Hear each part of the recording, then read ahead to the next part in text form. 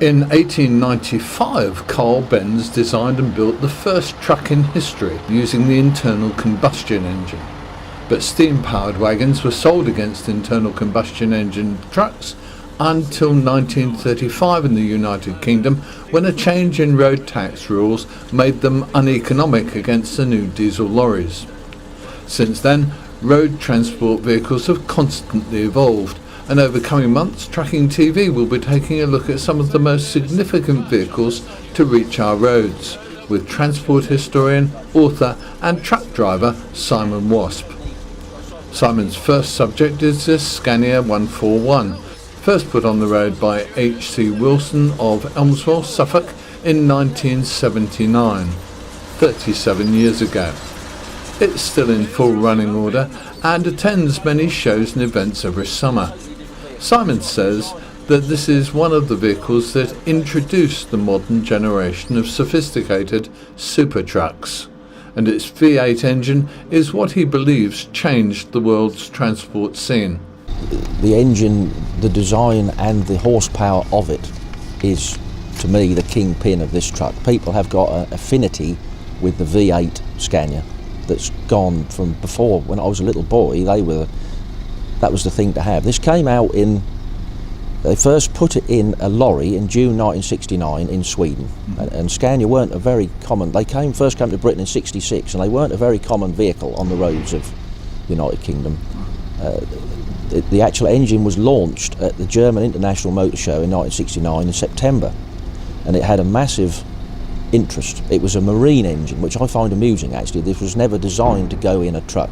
Scania started rolling stock in 1891, that's where they came from, then cars and buses and then trucks, and that's what they specialised. That's all. Well, they do make buses, but they specialised in trucks, big trucks.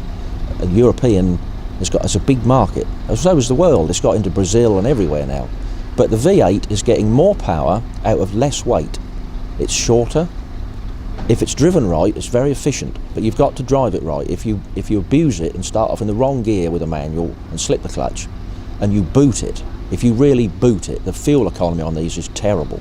But if you're gentle with it, and you treat it with respect, and you use the torque on the hills, they're a fantastic beast. I ran two of my own, and I know what they'll do with 44 ton to go over something like the Orwell Bridge, loaded, and it drops a mile an hour. And it's effortless. And I will argue that a larger engine working less hard is more efficient than a small engine working twice as hard. And the residual value on a Scania is massive. It's a proven product, and it has a massive following, the Scania brand, the Griffin, or a chicken if you want to call it so. Scania first came to Britain in 66 with a Vabis that was called a 76. The 76, then that sort of series was dropped, and it was replaced with a 110, which is an 11 litre engine and an O series. There was also a 140, which was the bigger brother of the 110. So that had a V8 350 motor in it. But they're quite a rare machine. They're both, the O series now are very rare trucks. That was then upgraded with the 1 series, so you then had a 111, a 141, which we have. Then we had the 142s and the 112s. The 143s, the 144s, and then they said they didn't want a 5 series because BMW had already got a 5 series. Well, BMW had a 3 series, that didn't alter that. I still think they should have stuck with a 5 series Scania and had the 14 litre had be a 145, wouldn't it? But they went to an R series, and then they'd already got an R cab and a P cab, so then you've got an R series with an R cab. What? And I thought, excuse me, but that's what they want to do. But their product is expensive, but it is what it is. And if you want a larder and you haven't got any money, that's what you buy, isn't it? If you need a car. If you want a quality machine that's going to last you a decade, this is the one to have. The backup's brilliant, but they're expensive, and you have to weigh up what do I want that suits me the best. It's a personal thing, isn't it? The trouble is with the managing director is a lot of them now are swept along by accountants, and they're saying, well, we can have a Renault Premium for, say, 20,000 less than a Scania, and we're going to buy 10, so we're saving £200,000. Is that really And at the end of the day, it's a tool to do a job, isn't it? As a carpenter uses a hammer and a chisel, a lorry driver uses a truck. So are you better off to have 2 cheap chisels or 1 good one?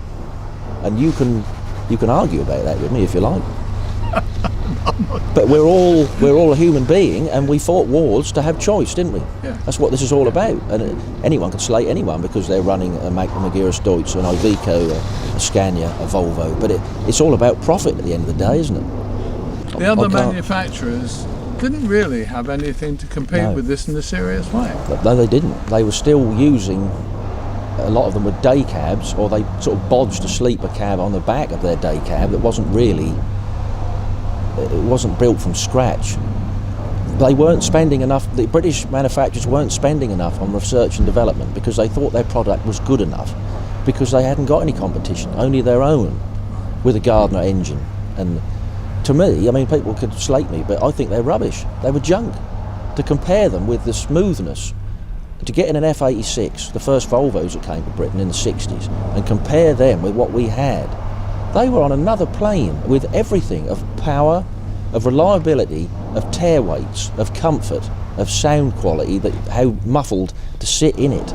They were made for someone to sit in, not just built for a governor to pull a load of turf or wood from A to B. So we're now on another plane, aren't we? And it's catch up or get out. Check out part 2 of Simon Waspe's look back in admiration at the Scania 141. See you soon.